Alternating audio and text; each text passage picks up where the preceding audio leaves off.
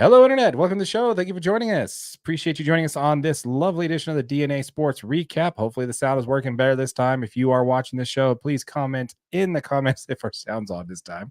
I love when we get about halfway into the show and we didn't notice that we had a sound on, so that's great. Yeah, fantastic. Yeah, perfect. Thanks again, Brian, for letting us know that our sound was not working. So appreciate it. I probably should have checked that comment sooner, Yeah, no, I mean, it was only 5 minutes ago. Oh, okay, so yeah, that's fine. It's all good. Yeah. All right. So before we go ahead and jump into it, let's go ahead and quickly talk a little bit about what we're going to be talking about today. Again, on this episode of the DNA Sports Recap, we're going to be talking about who we predicting are going to win the ACC championship. Yep, absolutely. We're also going to be talking about. Wait, that was actually mine, Darren. Why did you steal it? Oh, I'm sorry. On today's episode of the DNA Sports Recap, we are going to be talking about the opening to college football fall camp this week. Let's talk about our boys on the Hill. Yep, we're also going to be talking about who is the potential conference champion in the ACC. In the NBA, did Draymond Green block the Lauri Markkanen trade with the Golden State Warriors? And another Utah Jazz legend has retired. Last but not least, we're also going to, it's not last. Let's go ahead and talk a little bit more about your Utah Hockey Club off-season. What's the word? I'm not sure. I'm all over the place. Let's go ahead and break down your Utah Hockey Club off-season transactions. And Major League Baseball, let's go ahead and react to the MLB trade deadline. All that and more. My name is Darren. That is AJ. And this is the DNA Sports Recap. Roll the intro.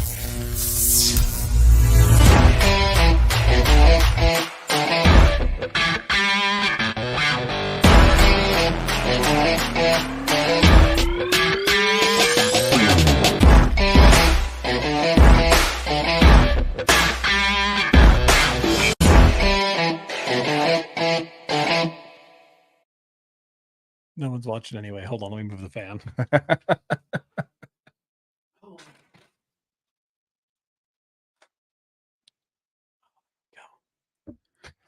Dude, it's hot. It is hot here.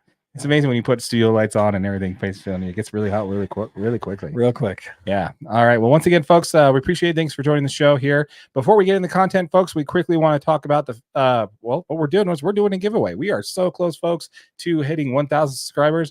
Once we hit 1,000 subscribers, we're going to be giving the first $500 that we earn in AdSense revenue back to our subscribers. So if you have not yet, please hit that subscribe button. Hit it. Hit that notification bell. Hit it. So you don't miss out on that giveaway. And also smash that like button for your boy AJ right over there. Boom. I appreciate it. All right. With that said, let's go ahead and get into the content, shall we?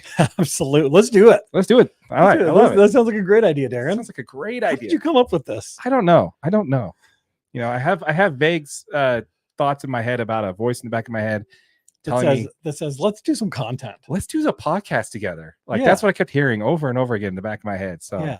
I don't know where that came from. And then you tried to convince me it was a bad idea. Yeah. I didn't say the voice was you, but that's okay. Oh, just kidding. The voice was me. It was. Fair enough. Yeah. Over golf courses in several rounds. So it's great. But before let's go ahead and talk about college football here, folks. Before we jump into the ACC, let's go ahead and talk about our boys on the hill, shall we? Absolutely. All right. So with the youth camp fall camp opening up this week, which is actually kind of early. I didn't think it opened up this early. Yeah, not quite. I was thinking like 2-3 weeks for fall camp. Apparently it's 4. Yeah, apparently it's 4, and apparently it starts August for like the first week, actually the tail end of July. Yeah. Honestly, I was a little surprised by that, but I don't know. Let's know in the comments down below, folks. Is it normally this early? Because I think it came a little earlier than it normally does. Absolutely. Pause. Anyway, so I do want to talk to you a little bit about some of the comments that came from Andy Ludwig and his open presser. I don't know if you heard any of these. Yeah, absolutely. I heard some of them. Okay, so what we first talked about was the priorities. They asked him, what are your priorities going into this year? And he said, solidify the tailback position is the key priority, which is awesome. And he called it a tailback. Yes. It's old nice. School, man. Love the throwback. Love the throwback. You got to stay solid with it. You know what I mean? Got to run with it. That's right. That's right. But what he said is that there's really isn't a true. So basically, what he's saying there is that in the tailback position, the running back room, there's not right now. There's not a solid number one option in the room. We don't necessarily have an Ollie Gordon on this team. It's going to be right now. It's kind of going to be running back by committee, and I think that's kind of what I would prefer would be the way to go right now, until maybe one of these folks solidify the position. Maybe it happens in fall camp, maybe it happens in the beginning of the season, but you've got the room that has a lot of talent on there. Why don't you go and break that down? Who do you think does this team have a true number one running back in that room? I think they've got a couple of number one options, right? Like with Mekhi Bernard, this kid is really talented. He's been with the program a long time. He's a great pass protector. He can catch the ball out of the backfield. He can run between the tackles. Mekhi Bernard is a great person for that number one slot.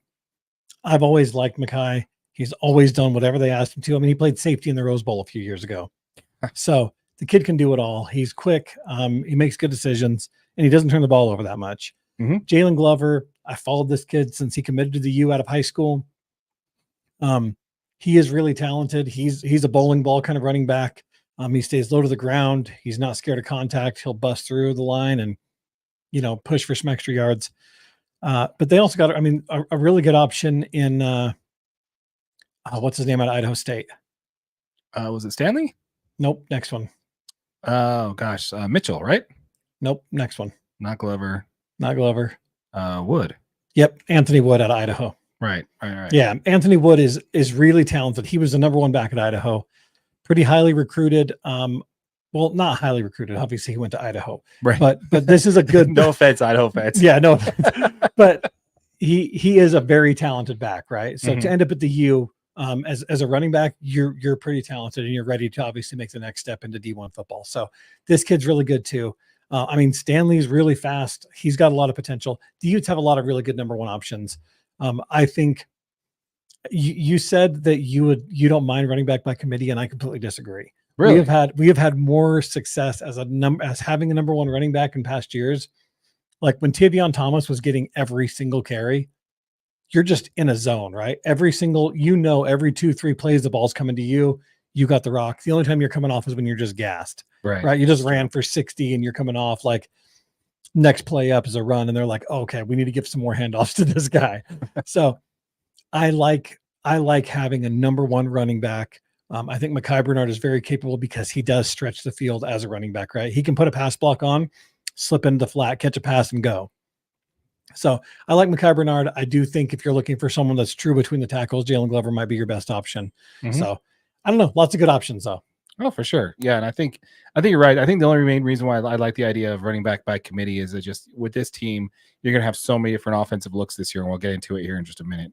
I think that would just be an additional variable there. When you don't have a true one running back, it would make it hard for them to predict. Yeah. You could slot two back there and, kind of mess with the defense a little bit. They don't know who. I mean, you like you mentioned, Mekhi has actually been an excellent pass protector in previous years. So, I think that would be, I don't know. I think it'd be interesting to see, but I think you're probably right. I think definitely over the last couple of years when they've been, lifting the Pac-12 trophy, they've had a solid one. So solid one. It's a good point. Ludwig also mentioned that there's a lot of changes on the offensive line. He'd like to see that be sharpened up. There's a lot of, players that have been with the team that are playing new positions on the offense. So, what do you think about that? I think the Utes are really good at moving guys around, and some of this is just moving guys from defense back to offense, or even maybe just changing their position within the offensive line. I always have faith when they make these moves. They put guys in good positions to be successful. And the big thing is on every single chalkboard and every single whiteboard and every single meeting, they're saying, we have to protect Cam Rising. That is mission number one for this season is we got to protect Cam. We got to make sure he makes it through the season. He's our guy. He's going to lead us to the promised land. So we got to make sure we protect him. Oh yeah, absolutely. And speaking of Cam there, one thing I noticed when I was going through the roster and they're doing their interviews on the first opening day there of fall camp is this has got to probably be the best group of receivers that Cam has ever had a chance to throw to at University. No doubt. It's amazing, man. Yeah. Dorian Singer, Money Parks. They just, you get back Brant Keithy, you sign that. I can't remember the kid from BYU. He used to play BYU, the Baylor basketball player. Oh yeah. Gosh. But they just signed him yeah. And I've heard him, in some of the interviews, they said he's playing really well and they're really excited to get him out on the field. So he's got a ton of big weapons. He's got speed weapons. He's got down the field weapons. I think Dorian Singer is going to be that true number one wide receiver that Utah has really struggled to kind of have. It's always kind of been wide receiver by committee. Right. There was never, it was just kind of whoever was down the field and open. That's where Cam got the ball to. I think you got a true number one wide receiver in Dorian Singer. I think he's going to take full advantage of it because this guy wants to play in the league next year. Yeah, absolutely. I mean, that's the reason you go to USC to catch footballs from Caleb Williams last year. True. So I don't know. Really excited. This receiving core is going to be absolute fire. Yeah, absolutely. We want to hear from you folks. Let us know in the comments down below. Let us know what you're excited about when it comes to the University of Utah this year with the opening of fall camp, or the storylines you want us to cover. We'd love to hear from you. Let us know what you want us to cover there. And we'll definitely make sure we hit it up in a future episode for sure. Once again, folks, we are on the grind to 1,000 subscribers. Once we hit that number, we will be giving the first $500 that we earn in AdSense revenue back to our subscribers. So if you have not yet, please hit that subscribe button, hit that notification bell so you don't miss out on that giveaway, and also smash that like button. All right, so let's go ahead and pivot on over to the next bit of college football we want to talk about, which is our ACC predictions when it comes to who we think is going to run away with the conference. Sean? Yeah, absolutely. So full disclaimer, we do not disclose who picks. So we're going to go through it. We're going to pick a dark horse, a runner-up, and a conference champion for the ACC. We don't talk about who picked what or why. So let's go ahead and get into it. My dark horse you do your dark horse this time.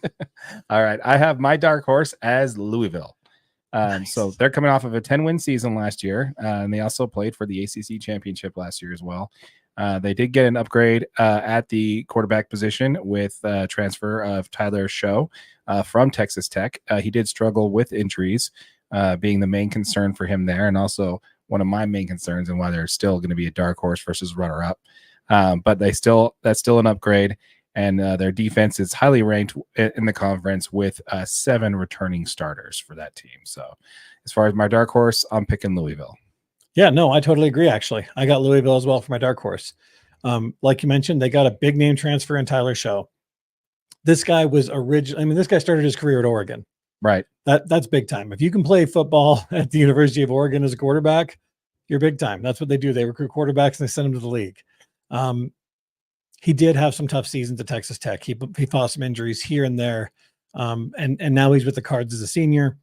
But he had a really good couple of strong games to finish out that Texas Tech season.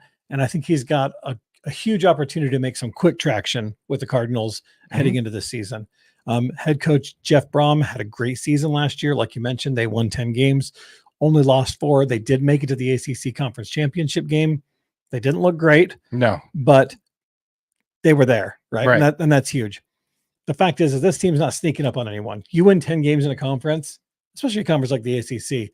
People know that you have talent. On3, the recruiting site, the portal On3 has them as the number 1 transfer portal class in the country for this transfer portal cycle. So these guys got some big talent. Yeah. And I think they definitely got a chance to be the dark horse in the conference. Yeah, we agree on our dark horse. That's awesome. Again, like you said, we don't really share this beforehand. So let's hopefully the rest of this video doesn't go that way, because if we pick the same 3 teams, it's just gonna be for a bad video. Yeah, terrible. All right, so let's go ahead and start with runner-up. So I'm gonna go with my runner-up, if that's all right with you. Absolutely. Okay, I'm going with Clemson. I have Clemson as my runner-up. Boo. They are coming off of season. They're coming off of last year's season, 2023, with 5 straight wins. So they definitely have the momentum of coming into this year with confidence. They do have a full year of prep underneath second-year offensive coordinator in Garrett Riley, which should net some positives for sure. I do like their quarterback. They have Cade Klubnik.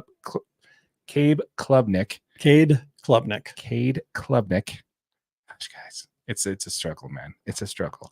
Struggle's real, Darren. Yeah, it is. But anyway, I like this kid. I'm sure he's going to have some solid progression this year, showing that true Heisman buzz level of talent that he had going into last year.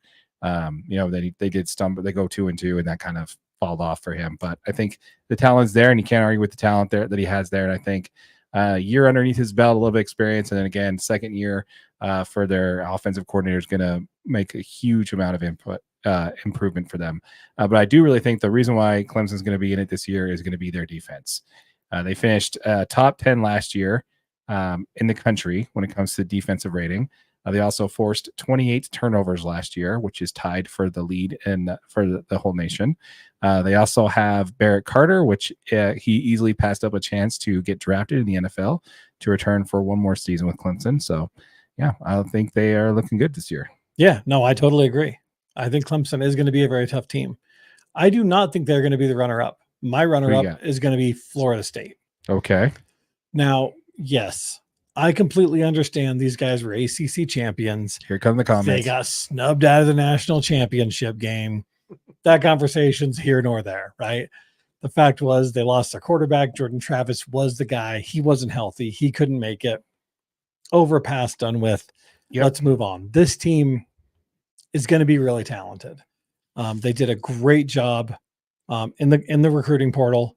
And I would honestly pick these guys to be conference champions if they had anybody but DJU as the quarterback. He did have an okay season at Oregon State last year. He had 2,638 yards. He tossed 21 interceptions to 7 touchdowns, which is not a bad rate. He will have more receiving talent around him this year at Florida State because they did do a really good job out of the transfer portal. He had some good receivers at Oregon State, though. I mean, Silas Bolden, he had some good guys out there. So I don't know. I'm not convinced. If DJU can come out and absolutely just prove it and take these games, and I'll own this one, right? Gotcha. Absolutely. This is a talented team. They killed them in the transfer portal. I just think they missed on the quarterback, man. I get you. Okay. Well, Florida State fans, I got your back this week. So I'm going to tell you why Florida State's going to be conference champions this year. Okay. Let's hear it. Again, they won the conference. They won their conference last year. Yeah. Which is, for me, until you beat in an ugly game, they still won the conference. And until you've proven that you can beat the guys that won, to me, that means something still, being conference champions still gives you something. I'm sorry. It just means something. But beyond that, they did win the conference. They're only bringing back 8 starters from last year, but they did get key transfers on both sides of the ball, like you mentioned. With the defense, they have Marvin Jones Jr. on the edge as an edge rusher from Georgia, who is, by the way, number one team in the year in the country this year. They also have defensive back Earl Little Jr. from Alabama, poised to make an impact as well. Yep. And then on the offensive side, get ready for a bunch of Crimson Tide folk here, because what they did is they got Alabama transfers of Roydell Williams. Dogs barking. Yeah, you got to love that. You got... we just can't get through a live show here today, dude. That's great. That is awesome. Woof. Yep, we've got somebody control this dog. But yeah, so sorry, what was I saying there? So we do have Rydell Williams. They do have Rydell Williams from Alabama, which is a running back. They also have Keziah Holmes that's also coming in, as well as Lawrence Tuafili. And they also netted Malik Benson, who could easily become that number one option at receiver that you mentioned that DJU hasn't had an option to throw to. So I think that's also an Alabama transfer. I think that will definitely be, I think that's going to help. I think that they just made killing on the transfer portal and pulled a bunch of players from Alabama who, by the way, won the SEC. So I think that they're still going to be in a great state to repeat this year. Yeah, no, I agree. I think Florida State, I got them as my runner-up. Nice. If it wasn't for DJU, maybe they're there. My conference champion, little bit different, though. I'm going to go with the Miami Hurricanes. Okay. You thought I was going to say Clemson, didn't you? No, I knew you were going to say Miami. How did you know this? Just because honestly, when I was looking at it, in the back of my mind, I kind of was thinking, I'm like, he's going to go Miami. So I got to go with a different option. So it was between Miami and Florida, and I couldn't have Miami in my runner-up because I really wanted Clemson there. And so I could have put Miami as my dark horse, but I really wanted Louisville there because, for reasons where you talked about. So I just had a feeling you were going to go Miami. But, okay, break it down. Why is Miami going to win the conference? I can tell you why. Okay. Tell me why. Cam Ward. Okay. That's the very first starting, right? This dude is a ridiculously talented quarterback. He had a great season with a struggling Washington State team. He threw for 3,735 yards, 25 touchdowns, while only throwing 7 interceptions. In this kid, they're getting a really veteran player that can absolutely command an offense, which is really important. He makes good decisions. And then so you get this veteran guy that's like ready to go. And then you add another veteran running back in Damian Martinez out of Oregon State. This kid's just an absolute workhorse, man. He's going to open up things for downfield throws for Cam Ward. He's going to continue to get yards between the tackles. He's a good pass blocker. And then Mario Cristobal's just done a really good job reloading this roster top to bottom. I just think that they have an absolute chance of shaking things up. They do got a tough game to start the season. They go to Florida and play in the Swamp. Obviously, we saw how tough it is to play in the Swamp a couple years ago when the Utes were there. Yes. That ended in a big L for Utah. But it's just a tough place to play. For sure. So that's going to be a tough way to start the season. But they do get Florida State at home at Hard Rock Stadium, which is important in that ACC standings, right? On whether they have a chance. Again, they do have to win a conference championship game to be conference champions. And if that comes up against Florida State, they do got they got a tough road game at Louisville. But I don't know. This is a good football team. I like the addition of Cam Ward. I like the addition of Damian Martinez, a couple of previous Pac-12 guys. And I think they just got a real shot, man. I think they can win it all. I like it. Yeah, there's definitely a little bit of romanticism about former Pac-12 players being in the there you go. I like it. We want to hear what you think, folks. Let us know in the comments down below. Let us know what you thought of our rankings there for the ACC. Let's hear it, Clemson fans. I know it's coming. Did we leave your team out? Did we not even mention them in our top 3 options there? Let us know in the comments down below how far off we were. We'd love to hear from you folks. And also, if you agree with our rankings, we'd love to hear from you on that as well. Yeah. Very few of those folks doing that. So we want to make sure we give a shout out to people who do like our comments on that. Before we go ahead and move on to that, yes, Michelle, that was Choco barking. Yes. Michelle has requested that Choco be the unofficial mascot of DNA Sports Recap. I've actually requested that before too. Yeah, it's just really tricky to get a lab in here that's just going to sit still, for even like 5 seconds. So he's such a good boy, though. He is a good boy, just a good boy who won't sit still. So that's going to be, we'll see. Oh yeah, all this stuff would be on the floor if Choco was in here. Right? Oh yeah, the lights would be knocked off, the camera would be knocked over. That tail just gets whipping, and then we got nothing. He's so excited too. Yeah, he's so excited. Whenever we open the door and let him in, he's just like, "What's going on, guys?" It's great. So. Okay. So before we move on, let's go ahead and pivot on over to light change. Yeah, light change here. Choco for mascot. Oh, we got 2. And my vote's a 3rd. Yeah, so that makes 3. That color. That is that's a horrible color. So we've got Choco for mascot from Tammy Price, and we also have he'd steal the show, like literally take the camera with him as he goes. No doubt. He's done it before. He has. In test runs of the show, Choco has knocked over the camera, the lights, the desk. Yeah, that's why we put the light. That's why we put the lighting up on stands now. So when we get set up, he can't knock it over. Choco's brutal. Yeah, absolutely. But yeah, but he's a good boy. He's a good boy. We'll figure it out. We'll figure something out there for sure. All right, so let's go ahead and pivot on over to the Utah Jazz, shall we? Yeah, let's do it. All right. So before we get into content, folks, we do want to talk to you about the latest channel that we have launched here at DNA Sports Recap, which is Utah Jazz DNA. Not everything we talk about on this. Not everything we talk about on this segment on the Utah Jazz is going to make a video on our main channel. So we want to make sure we developed this channel so we have a place to put basically all of our content about the Utah Jazz for you to check it out. Yep, all the gibberish, all the between conversation, all that kind of stuff. Make sure you guys hit like, hit subscribe. This is the place to check it out. Absolutely. If you're watching this show, keep in mind, if you're watching this on that channel, make sure you hit the subscribe button, hit that notification bell. Once this channel hits 1,000 subscribers, we're going to be giving away one of those sweet new Utah Jazz black jerseys. So make sure that you're subscribed to the channel so you don't miss it on that for sure. And if you're watching this on our main channel, DNA Sports Recap, a link to Utah Jazz DNA will be below in the description. Of course it will be. All right. So let's go ahead and talk about the first comment that we want to talk about, which is going to be is it going to be about Draymond Green? So did you hear the story about Draymond Green? Absolutely. All right, so let's go ahead and break this down real quick. So Draymond Green said on podcast 520, Club 520 podcast, Draymond Green stated that he stated that the Warriors were nearly made a trade last week, which would short-term benefit him and Steph. He advised against it, saying, that's a bad trade. Don't do that trade. I think it's a bad idea. That doesn't help the team in the long run. So I got two questions for you. I'll start with the first one. Do you think that conversation actually happened? No, I don't. Okay. No, I don't believe that Draymond Green is involved in any Warriors roster moves.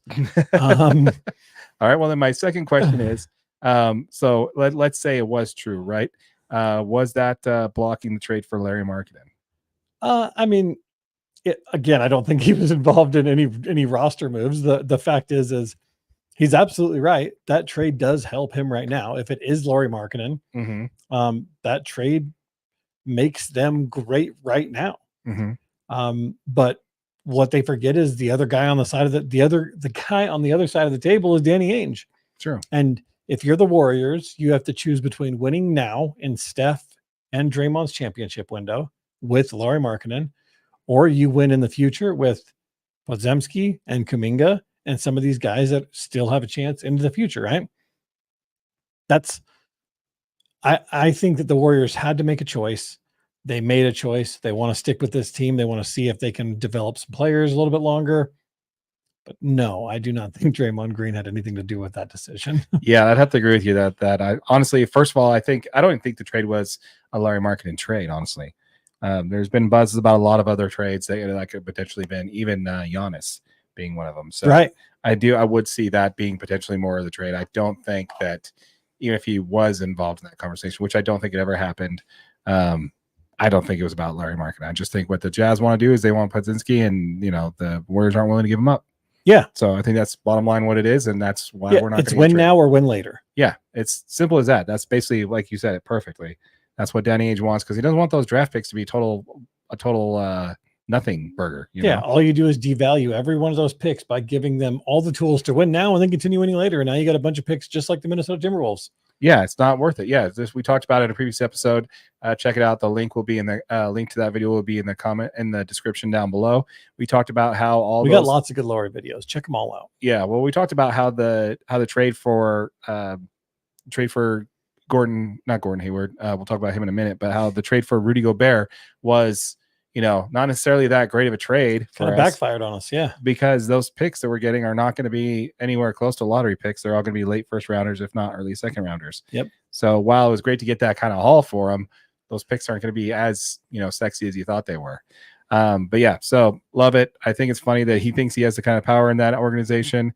We did talk about last week. We talked about the Spurs potential trading for it, and there was a comments mentioning that that the Spurs do have Atlanta's first round picks. So that's true. Those would be the picks that they could trade for that. So we'll see. What if that one comes to pass, if that would be it. But that's definitely also a possibility for sure. But yeah, a trade for Lauri without the young talent, I just think isn't going to happen for Golden State. Totally agree. All right, so let's go ahead and move on over to Gordon Hayward. So he announced this morning, his retirement on X. It's still hard to say that. It's just weird. It's just weird. Yeah. It's Twitter. But after 14 years in the NBA, he has retired. So what are your thoughts? Well, first of all, at 34 years old, life must be good to be an NBA player, right? 34, You're like, actually, I'm good. I'm going to call it. I mean, dude has earned like $250 million in his career. Yeah, this guy got 2 max contracts. Yeah. So I'm sure he was not planning on signing anywhere for a vet min deal, because after he didn't play for Oklahoma City, there he was like, yeah, no, I mean, if I can't go to a contender and actually play on the team, I'm good. Me personally, I can't forgive I can't forgive Gordon Hayward for leaving the Jazz on the 4th of July. But I mean, with that being said, karma did get him back, right? He obviously sustained a pretty gruesome injury to his fibula that first night in Boston that kept him out the whole year. And then he ended up never really being the player that he was when he left the Jazz. Sure. But did you see that he actually announced today that he is launching a film distribution company?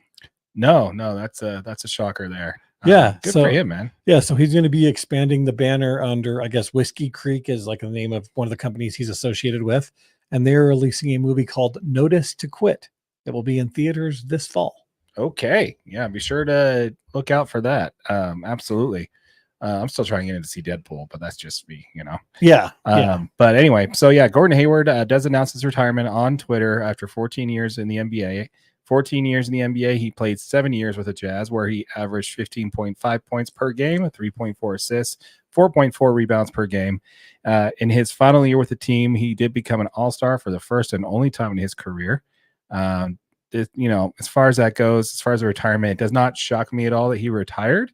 The only thing that shocked me is that he didn't take out an op-ed in the Players Tribune to announce it.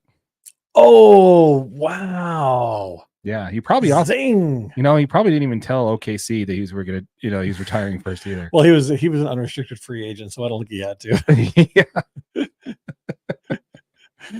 But I know where you're at with that. Yeah. So once again, tell anybody. Yeah, I'm sorry, man. Like it's great. Like good on you, Gordon Hayward. We loved you while you were here. You did a great job, and your most successful season in the NBA was with the Jazz. And we did appreciate those moments while you were here with the team. But yeah, man, the way you did the team dirty, you didn't do the owners well. You didn't do right by the team. That exit. He was looking out for Gordon. Yeah, I think the fan base will forgive Darren Williams way before they forgive Gordon Hayward. I think they already have. Oh, absolutely. I know Darren Williams is still around. Yeah, he lives here. He has a house here. Yeah. And what I think is funny about that is that he was the reason, like a lot of people blame Darren Williams for why Jerry Sloan retired. Right. It's honestly, if you're honest with yourself, that happened 2 years too late. But I do think that, I think that Gordon Hayward did leave a stink with this team that, I don't know, may take a while to he still gets booed to this day. Yeah. I guarantee you they're not going to retire his number. That's not happening. No. But I bet you he thinks that there's a chance. No, one-time All-Star after 7 seasons. You did nothing with the team. We made the playoffs one time. Yeah, and he wasn't really much of an impact on that either. So, good happy trails to you there, Gordon Hayward. I do think that he's an important player for the Utah Jazz, though, for one reason and one reason only. If you can't get a white kid who has a family, whose idea of a good time is staying at home playing video games on the internet, if you can't get him to stay in Utah, good luck. Yeah. Good luck.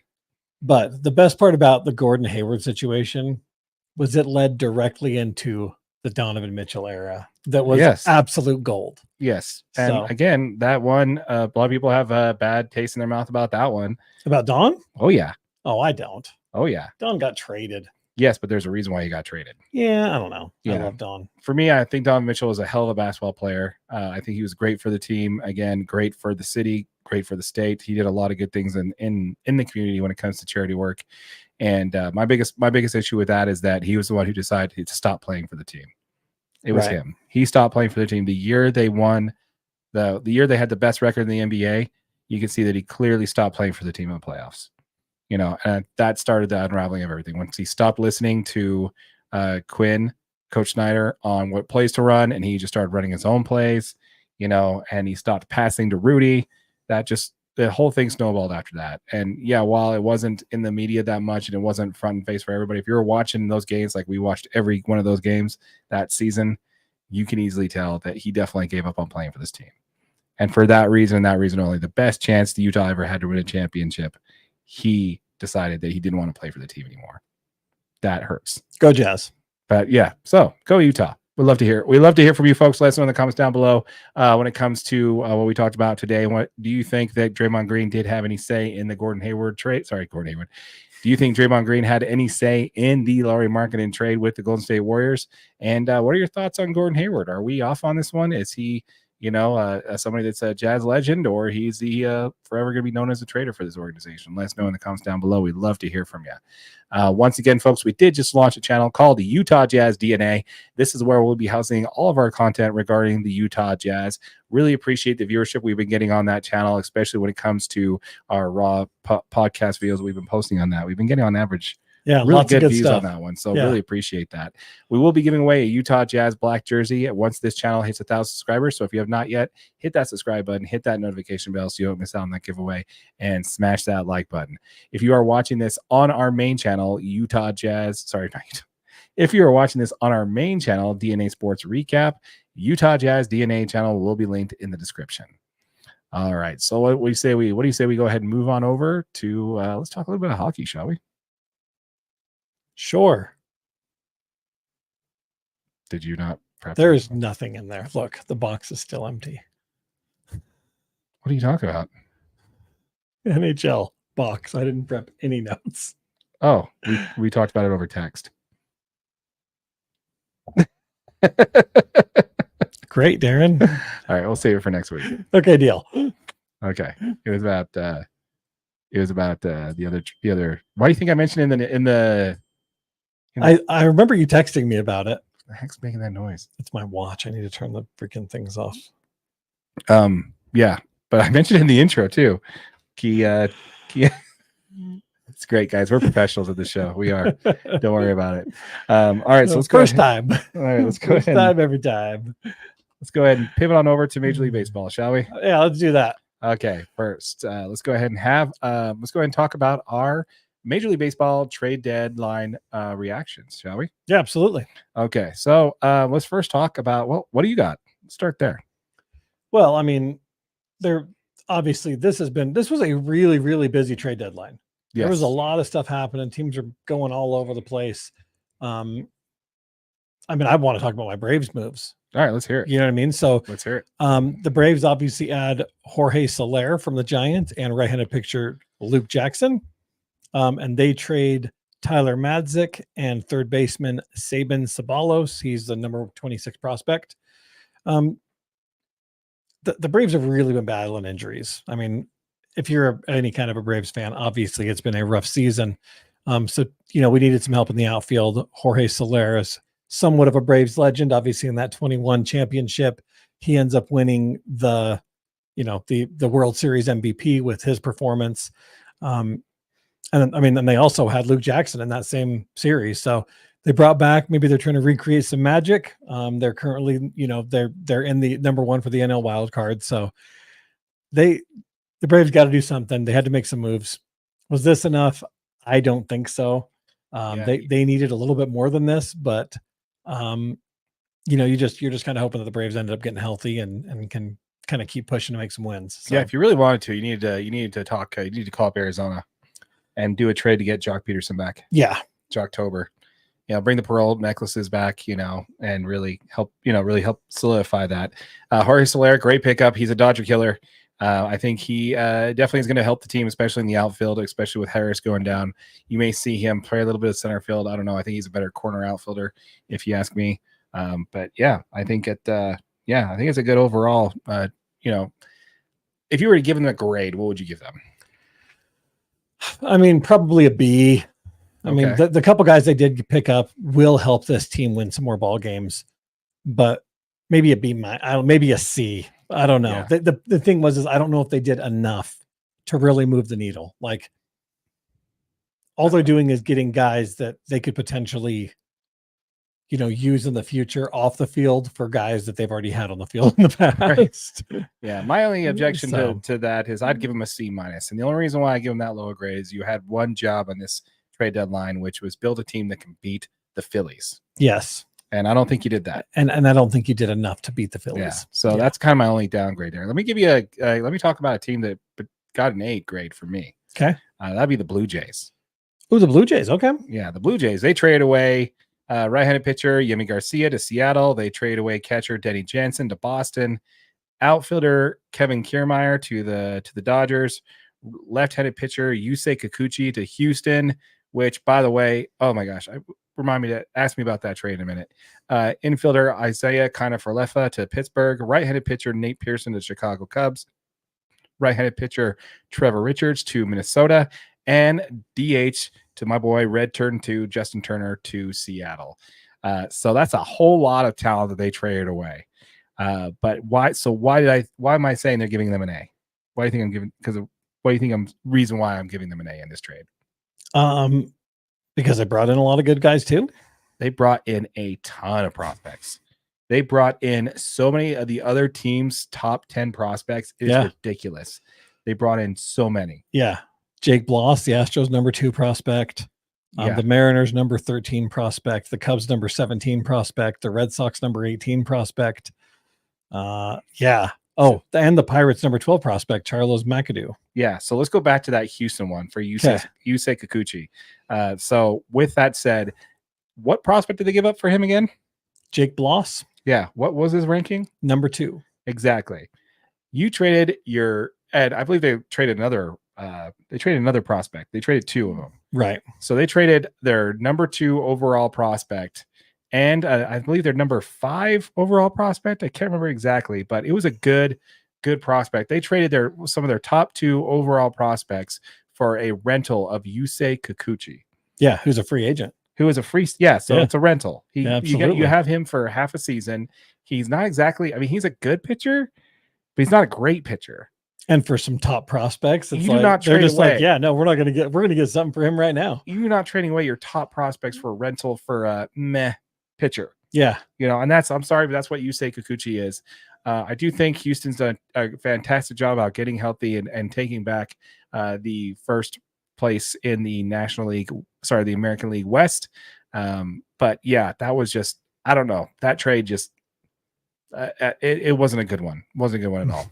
So yeah, they totally reloaded their whole team without giving away any of their, they still have Vladimir Guerrero Jr. They still have Bo Bichette. They still have still have Springer in the center field. All their top talent is still with the team. Yeah. They didn't give away any of their top talent or any of their prospects, yet they reloaded on a whole bunch of prospects for rebuilding the team. Yeah. I think that, to me, that gives them an A. Pretty impressive. Yeah. Insane. So let's talk about the Orioles. They got Zach Eflin from the Rays. They got for a handful of prospects. None of them were their top 10 prospects. So that's good for them. So they now have Corbin Burns, Grayson Rodriguez, and now with Zach Eflin, that's a good 3 starting rotation for when you're in the playoffs. You only need really 3 good starters in the playoffs. Yeah. To rotate between them. You get a best out of 4. You can give them. And the Orioles also added Patrick Riley, the Pirates number 8 prospect. Yeah, exactly. Yeah, and so I just think the Orioles did a great job, man. I think they got I'd have to say they gave an A, man. I give them an A as well. I think they did a great job. Zach Eflin is adding exactly what you need. The Royals are stacked when it comes to hitting talent. They just were a little light on the pitching, which is why they went out and got pitchers. Which is why they went out and got Corbin Burns in the offseason. Yeah. And now you just trade for Zach Eflin, which I think was an underrated pitcher in this trade deadline. But good job on them, man. The Cubs ended up getting the best bat in the available in the other trade deadline, which was Isaac Paredes. He was an all-star this year. He hit 16 home runs and 55 RBI this season so far. However, again, I think they gave up way too much for him. Right. I believe he's a rental as well. Yeah. If I'm right on that one. Yeah. So I don't know what that move was there, but hey, good on them, man. They did a lot with a little. I thought that they would go and trade because I don't think they're not gonna catch Milwaukee. I don't think they're gonna catch Milwaukee for the division. Yeah, they're currently 11 games back, which is really tough. They're at 51 and 47. I don't know if they did enough to keep pushing and to get that wild card spot. They're 11.5 out of the wild card. They're 11 games back from the leader, but from the division. Where are they at in wild card? Do you know? I don't know. Okay, let me pull that up real quick because I gotta know that. So let me just quickly pull up a browser here. Go to MLB.com, and I'll pull that up here. So the reason why I think it's important is because, like I said, you really need to go in and get. Why did you add talent and trade away your prospects if you're not going to go for, if you're not going all in? Yeah. What you need to do is trade some of your existing talent, and they just didn't do that. So let's see here. Where is Chicago? Yeah, Chicago Cubs are dead last in their division. They're 10 games back, like you mentioned. And right now they're 6.5 games back of wild card. So yeah. They got a lot of work to do. They got a lot of work to do. They added a bat and they traded away some some decent prospects in order to get it. So Yeah. I don't think that was the right move for them to do. Not great at all. But yeah, so I think I'd give the Cubs. I think I'd give them a D for sure, and not the D if you know what I'm talking about. Not that one. Not that one. But anyway, so what else you got on the trade deadline? You got anything? Yeah. Sorry, I'm just scrolling through. I have lots of stuff.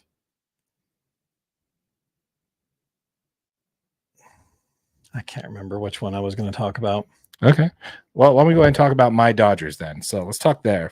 Love it. So the Dodgers went ahead and added the best pitcher available at the trade deadline, which wasn't Garrett Crochet or Tarek Screwball. It ended up being Jack Flaherty, right? Yep. So he is a rental as well, which is totally fine. They didn't give up their top prospects for him. They gave away. I mean, Flaherty's having his best season.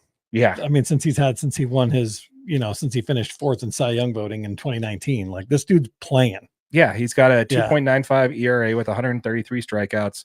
What the Dodgers are really missing right now is that strikeout type pitcher right now. You got it in Glass now, but he's even dipped the last couple starts. You really need that strikeout capability that he has. Did you see that? Did you see that the Yankees passed on the Flaherty trade? Yeah, because they didn't want to add in. Well, and they were worried about some injury concerns. I guess he had some back pain. Oh yeah, and stuff that he took some injections for like a month or so ago, and they were just like, nope, we're going to pass. Yeah, see, I think I'm pretty sure that the Dodgers pitching lab with Mark Pryor and get him in the Dodgers pitching lab, and they'll be just fine. Like we mentioned on our previous episode, if they traded for him, they would just scale down his number of pitches that he's throwing, like just exactly cut them down and get him in a better training regimen. And I think he's going to be just fine. And again, he's a rental. They didn't give up too good prospects for him. I think one of them was Sweeney, which was a shortstop, middle infielder prospect they got from the Yankees in the first place. So it wasn't really even their homegrown talent. So they didn't give up a lot to get him. They also had they did give up Thayron Lorenzo, the number 3 prospect. Yeah, yes, but he's blocked at the major league level. Oh, he is? Yeah, he's a catcher. Oh, okay. And you got Will Smith, who just signed a 10-year contract. And then you also have Diego Cartaya down there, who's going to be our next top prospect. That's going to be our next best catcher. Right. He just doesn't have any path to make it to the major leagues. He's kind of, unless you can have him, if he plays third, then maybe, but he's blocked to the major league level. So yeah, he is a top prospect in the system. Yes. But, there's no like, there's just, like you said, there's just not a path. There's no path to the major league at all.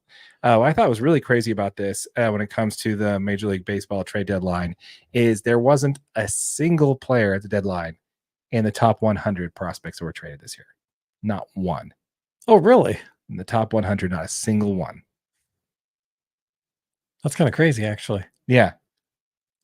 That tells you how much these teams are valuing their prospects right now. Yeah. Not a single prospect in the top 100 was traded which was traded at the deadline, which is insane. There is some argument. There is one that says, oh, he's number 98, but for the most part, it's nobody in the top 100 prospects were traded this year. So I thought that was crazy. Interesting trade deadline. We'd love to hear from you folks. Let us know in the comments down below what you think. Did your team make a trade this year that we didn't talk about? Let us know what you think. Yeah, leave us a comment. Let us know if you like it, who they traded. Yeah, let us know if it moves the needle for you at all.